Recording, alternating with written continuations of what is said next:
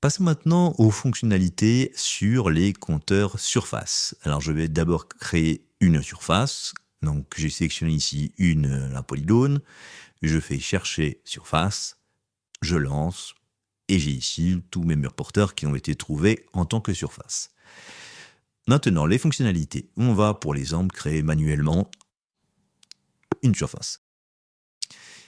En premier lieu, encore pour rappel, il faut aller dans mode quantité pour aller sélectionner un compteur. Donc, je fais clic droit et j'ai ma première option qui est insérer une représentation.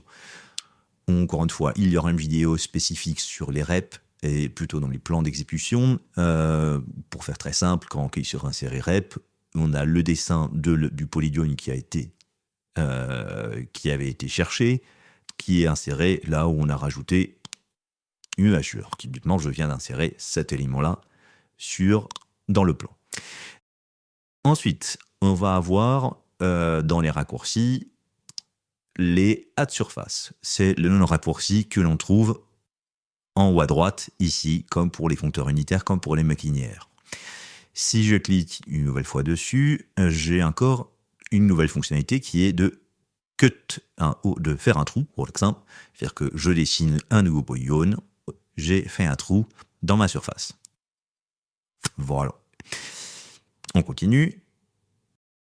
On peut créer des périmètres à partir d'une surface quantité. Si je prends, alors là, et ça va changer, mais fondamentalement, on ne peut pas encore créer directement une quantité directement à partir de cet axe-là. Ce sera le cas après. Il y aura un petit add new quantity ici. Pour l'instant, il faut créer la quantité à laquelle on veut rajouter, par exemple, une bêtise, plainte, un matinaire, et je peux fermer, et donc je vais refaire clic droit, et add perimeters, et je vais sélectionner plainte. Ouais. Sur l'élément sélectionné, j'ai créé tout périmètre, enfin les périmètres, y compris les trous, avec, j'ai créé un périmètre à partir de ma surface quantité. Ouais, assez pratique dans bien des cas.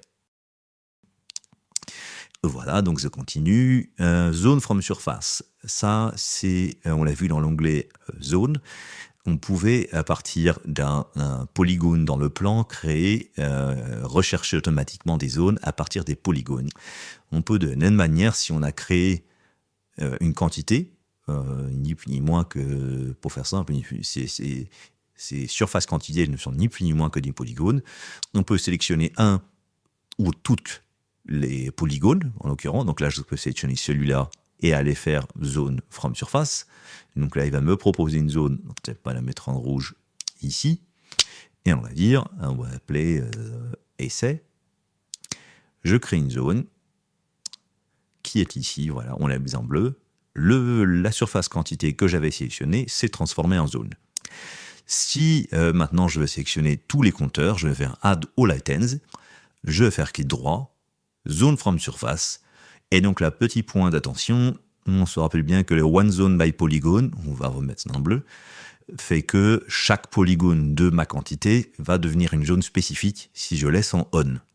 Si on veut une seule et grande zone, on désactive cette option, on va appeler ça zone 1, et donc si j'éteins ici, je vais dans zone, et je vois bien que là, j'ai bien l'ensemble de mes polygones quantité 1 qui ont généré une zone à la même forme.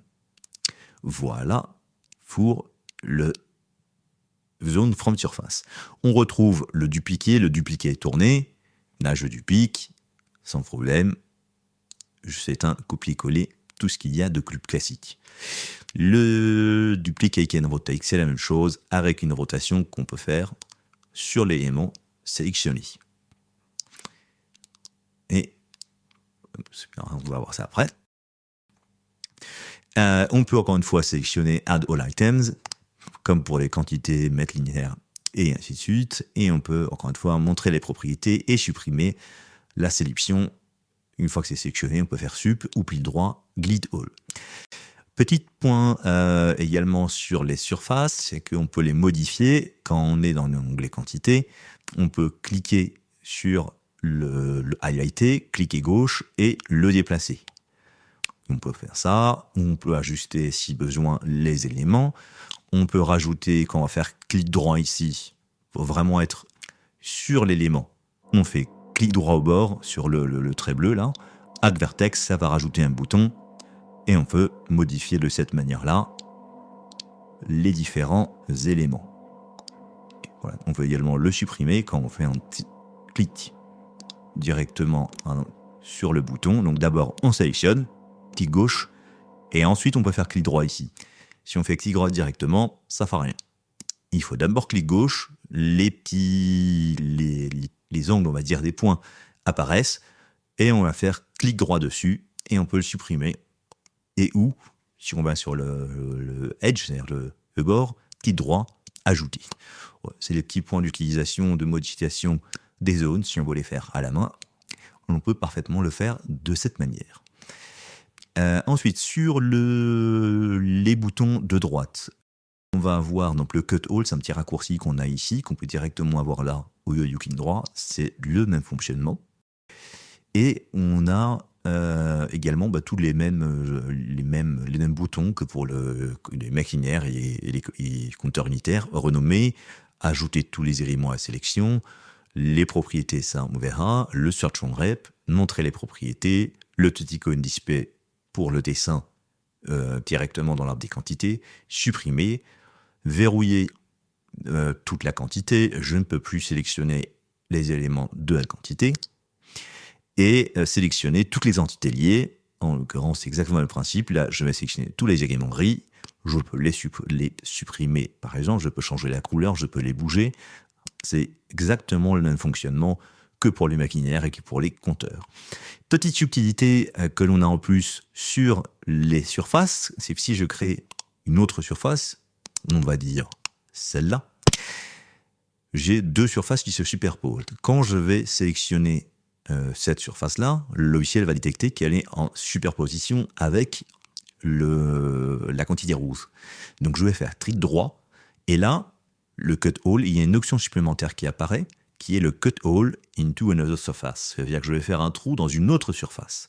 Il me suffit de sélectionner la surface dans laquelle je veux faire un trou, je clique, et ma quantité rouge, on a fait un trou dans ma quantité rouge à partir de la quantité jaune. Très intéressant quand on a des superpositions, en particulier dans les plans DXF, où parfois on a des hachures qui se superposent entre deux revêtements de sol, par exemple, et c'est tout simplement qu'il y a eu une certaine flemme, on va dire, de faire des délimitations propres. Ça peut arriver, on peut le croiser assez souvent, et donc on a cette fonctionnalité qui permet de traiter ce cas-là.